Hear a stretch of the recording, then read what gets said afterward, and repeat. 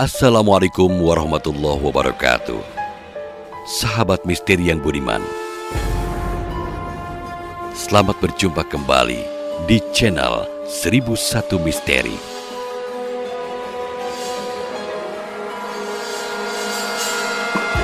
Apa kabar semuanya? Semoga sahabat misteri kami jumpai dalam keadaan baik, dalam keadaan sehat, selalu dilimpahkan rezekinya, dilancarkan segala urusannya, dan senantiasa mendapatkan perlindungan dari Yang Maha Kuasa. Dan semoga bisa menyimak tentang kisah-kisah yang kami sampaikan di channel ini. Selamat mengikuti.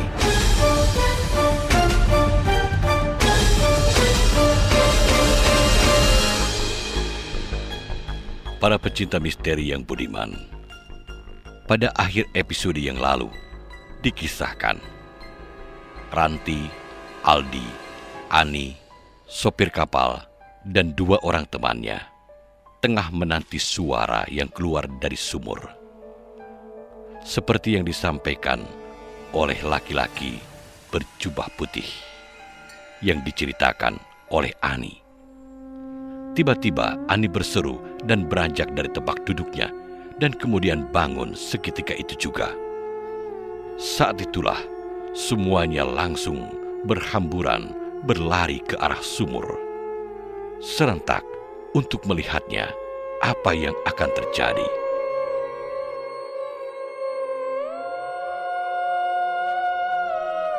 "Aldi, tolong aku!" Aku berteriak memanggil Aldi yang sepertinya sudah berada di mulut sumur. Dia segera menoleh ke arahku dan kemudian berlari menemuiku di belakang. "Ayo cepat, tolong bantu angkat mereka ke atas." Ani berseru panik ke arah Pak Sopir dan kedua kru kapalnya. Sontak mereka segera bergerak. "Berapa? Siapa itu?" Aku bertanya dengan nada panik kepada Aldi yang sedang membantuku berdiri. "Mila dan Resya," kata Aldi. "Ayo cepat, bawa aku ke sana." Aku memotong Aldi dengan nada yang separuh memekik. Aku tidak sabar. Iya, Aldi terburu-buru menjawabnya dan kemudian membawaku berlari ke sumur tersebut. Dan akhirnya aku pun berhasil sampai di sana. Namun Ani malah menangis histeris. Saat itu juga perasaanku ini langsung bercampur baur antara senang dan khawatir. "Ya ampun, Mila, Resya." Nada suaraku putus-putus. "Apa yang terjadi pada kalian?" Aku menangis histeris memeluk tubuh mereka berdua yang sudah pucat dan tidak sadarkan diri. Aldi dan Pak Supir masih sibuk memompa dada mereka. Aku segera menyingkir sambil berharap agar mereka berdua bisa terselamatkan. Pada saat itu tidak ada yang bisa aku dan Ani lakukan selain daripada menangis dan berdoa agar mereka berdua segera bangun kembali. 2 kru kapal bahkan juga ikut turun tangan membantu untuk memberikan pertolongan pertama. Saat itu, entah kenapa, aku mendadak teringat dengan semua kenangan yang telah kami lalui bersama. Senyum dan canda mereka terngiang dalam tangisku. Aku bahkan tidak bisa membayangkan apa yang akan kukatakan pada orang tua mereka jika mereka tidak bisa diselamatkan. Aku dan Ani hanya bisa menangis, saling berpelukan. Nadi mereka masih berdetak. Salah satu kru kapal itu mendadak berteriak setelah memeriksa nadi Mela. Mendengar hal tersebut, kami berdua langsung beralih. Saat itu juga pada tubuh Mela. Yang ini masih hidup. Jantungnya masih berdetak. Seorang kru kapal yang di sebelah juga berseru setelah memeriksa Resya. Setelah mendengar hal tersebut, Pak Sopir dan Aldi segera melanjutkan pekerjaan mereka setelah jeda selama beberapa saat. Kali ini mereka terlihat bersemangat sekali, sementara aku dan Ani masih diam menatap pemandangan itu dengan penuh rasa harap. Saking tegangnya suasana di saat itu, aku bahkan sudah tidak menghiraukan lagi kakiku yang mungkin sudah patah atau terluka. Entahlah, aku tidak peduli. Perhatianku hanya tertuju kepada tubuh mereka berdua. Tak lama setelah itu, tiba-tiba air mendadak keluar dari mulut Mela. Semakin banyak, dia mulai terbangun dengan batu pelannya. Aku langsung mengangkat kepalanya ke atas dan mendudukannya. Mela masih terbatuk-batuk mengeluarkan air dari mulutnya. Beberapa detik kemudian, Risha juga mulai terbatuk-batuk pelan mengeluarkan air yang banyak dari dalam perut dan dadanya. Bukan main senangnya hatiku melihat hal tersebut. Aku dan Ani langsung memeluk mereka. Aku tidak bisa menggambarkan lagi betapa bahagianya hatiku pada saat itu. Aku bahkan sampai menangis terharu. Pak sopir, Aldi dan 2 orang kru kapal yang lain pada waktu itu hanya berdiri menatap kami yang saling berpelukan dengan senyuman lega dan bahagia. Mereka juga tampak saling berpelukan, seakan tidak peduli dengan kejadian yang terjadi waktu masih berada di pantai.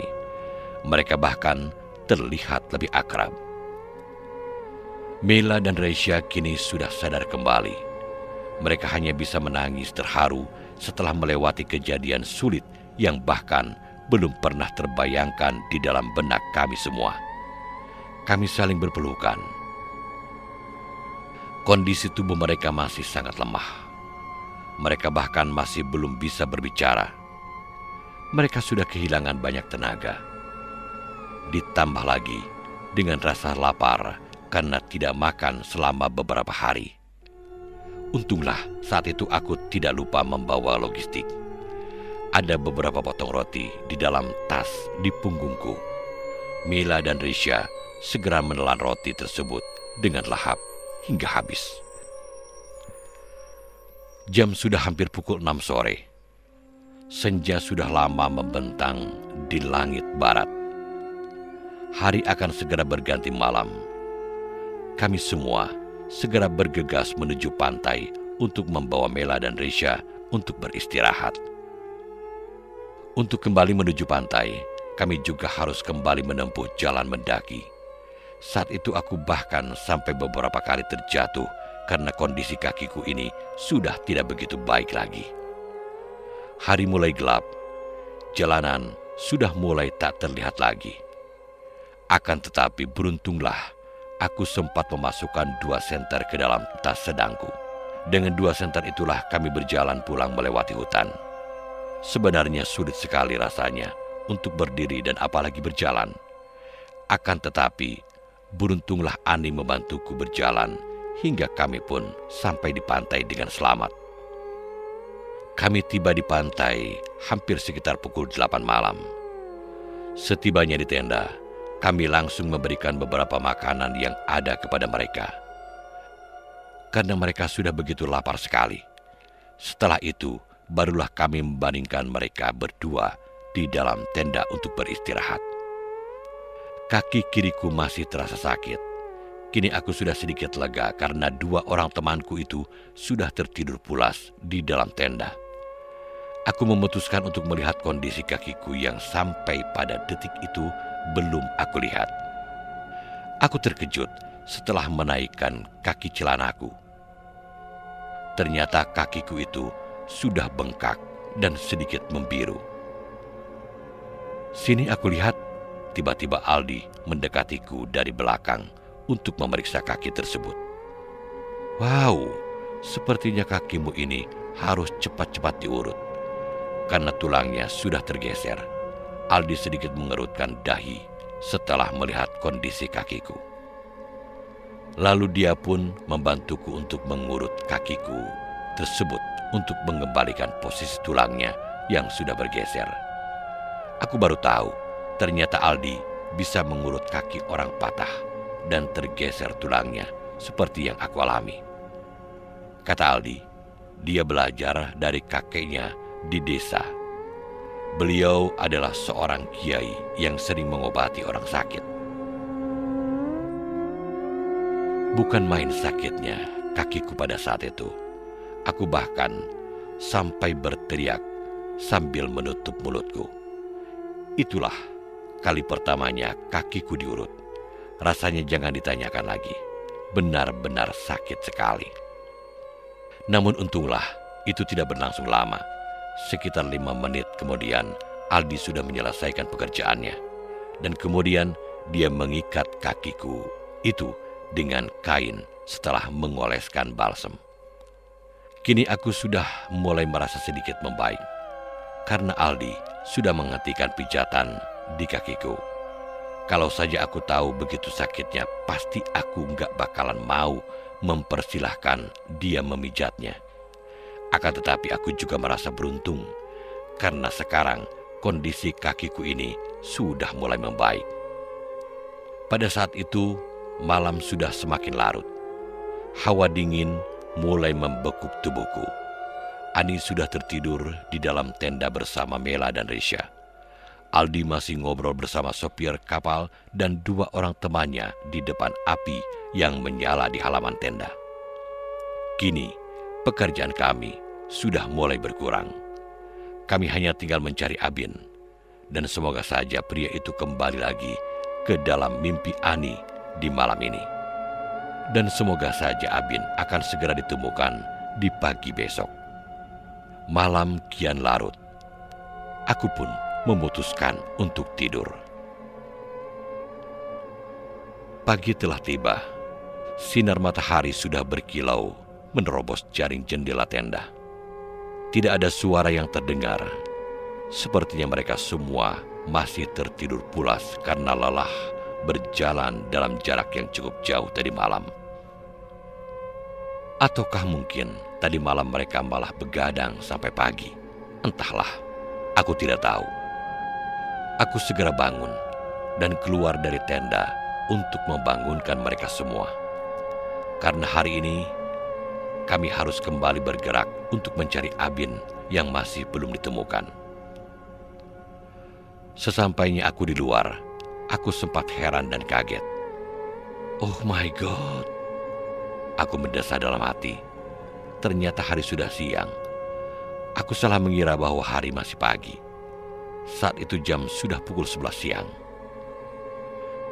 Aku juga heran karena tidak ada satupun temanku yang berada di sana. Kemanakah mereka pergi?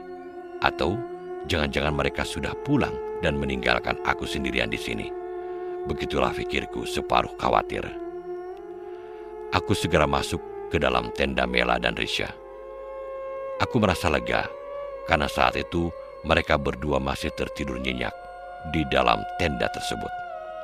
Tiba-tiba aku menemukan secarcik kertas kecil yang tergeletak di mulut tenda Mela dan Risha.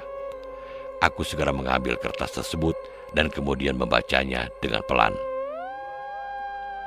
Kami pergi ke hutan untuk menyelamatkan Abin. Tadi malam, pria itu kembali datang ke dalam mimpiku. Dia juga memberikan petunjuk. Tolong jaga Mela dan Risha di sana. Begitulah isi surat tersebut. Surat itu ditulis oleh Ani. Setelah membaca surat tersebut, aku menjadi sedikit lega. Daripada tidak ada kerjaan, aku memutuskan untuk memasak beberapa makanan. Karena aku sudah mulai merasa lapar. Aku memasak nasi, juga menggoreng beberapa biji telur ayam yang kami bawa dari kota.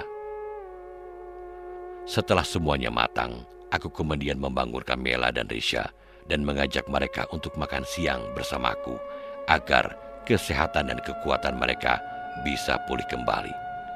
Dan kami semua bisa pulang bersama dalam keadaan yang fit. Kami makan bersama di dalam tenda. Kondisi mereka sudah mulai membaik kembali jika dibandingkan dengan hari kemarin. Sedikit demi sedikit mereka sudah mulai bisa berbicara. Mereka juga menceritakan kepadaku dengan singkat tentang kejadian yang menimpa mereka. Kata mereka, Di malam itu setelah berpisah dengan kami, tiba-tiba mereka ditangkap oleh manusia besar. Dan kemudian manusia besar itu melemparkan mereka ke dalam sumur tersebut. Sebenarnya, masih banyak hal yang ingin aku tanyakan kepada mereka. Akan tetapi melihat kondisi mereka yang masih terlihat lemah, maka aku pun memutuskan untuk menundanya. Karena mereka masih belum bisa berbicara lancar seperti biasa. Hari pun sudah sore, jam sudah menunjukkan pukul 3 lewat. Tiba-tiba, aku mendengar suara langkah kaki dari arah dalam hutan. Aku segera keluar dari tenda untuk melihatnya. Dan ternyata, pada saat itu mereka semua sudah pulang. "Ranti, ayo cepat bangunkan Mela dan Resya. Kita akan segera pulang," Aldi berseru sambil berjalan menuju tenda. Pada saat itu, aku melihat mereka memikul sebuah tandu. Dan di atas tandu itu, ada seorang sosok yang sedang terbaring tidak sadarkan diri. Aku masih belum mau beranjak ke dalam tenda karena masih penasaran. Abin harus dibawa secepatnya ke rumah sakit karena kondisinya masih kritis. Aldi kembali menegurku yang masih diam di luar tenda. Mendengar hal tersebut, aku langsung membawa kaki pincangku ini ke dalam tenda untuk membangunkan mereka. Dan mereka pun sudah bangun kembali. Aldi dan Pak Supir langsung menuju dermaga untuk membawa Abin. Sementara Ani dan beberapa kru kapal sibuk mengemas barang-barang, melucuti tenda dan kemudian membawanya menuju kapal. Pada saat itu jam sudah hampir pukul 4 sore. Kami semua sudah berada di kapal, bersiap-siap untuk bertolak meninggalkan pulau hantu tersebut. Mesin sudah menyala, sang sopir langsung tancap gas berlayar, membelah lautan lepas. Beliau memacu kapalnya itu dalam kecepatan tinggi, tidak peduli ombak menghantam. Syukurlah sekitar pukul 6 petang kami tiba di pantai dekat dermaga dengan selamat. Teman-teman sopir kapal yang berada di dermaga juga turut membantu kami semua membawa barang-barang. Ternyata kami sudah lama ditunggu oleh mobil yang 4 hari lalu mengantarkan kami ke sana. Beliau sudah tidur 1 malam di pantai tersebut untuk menunggu kami. Beruntunglah beliau adalah orang yang sabar dan teguh pada janjinya. Kami segera bertolak untuk menuju rumah sakit terdekat yang menurut informasi Pak Supir kapal yang baik hati itu berjarak sekitar 1 jam perjalanan dari pantai. Beliau bahkan juga ikut mengantar kami ke rumah sakit. Setibanya di rumah sakit, Abin segera dilarikan ke ruang UGD. Abin sudah kehilangan banyak darahnya. Tubuhnya semakin pucat. Aku segera menelpon kedua orang tuanya untuk memberitahu hal tersebut. Dan mereka pun sampai di sana sekitar pukul 12 siang. Namun, pahit untuk dikatakan, Abin sudah tidak bisa diselamatkan lagi. Abin meninggal dunia pada jam 7 pagi. Atau 5 jam sebelum orang tuanya sampai di sana. Abin terluka parah di bagian dadanya. Dia kehilangan banyak darah. Itulah kejadian yang menimpa kami pada liburan kali ini. Berlibur untuk merayakan hari keberhasilan atas wisuda kami, namun justru perayaan itu malah berakhir dengan tragis. Mayat Abin dimakamkan di desanya. Banyak sekali orang yang menangis dan terkejut mendengar kejadian tersebut. Sampai hari ini, 1 tahun telah berlalu. Kami tidak akan pernah melupakan kejadian tersebut seumur hidup kami selamanya.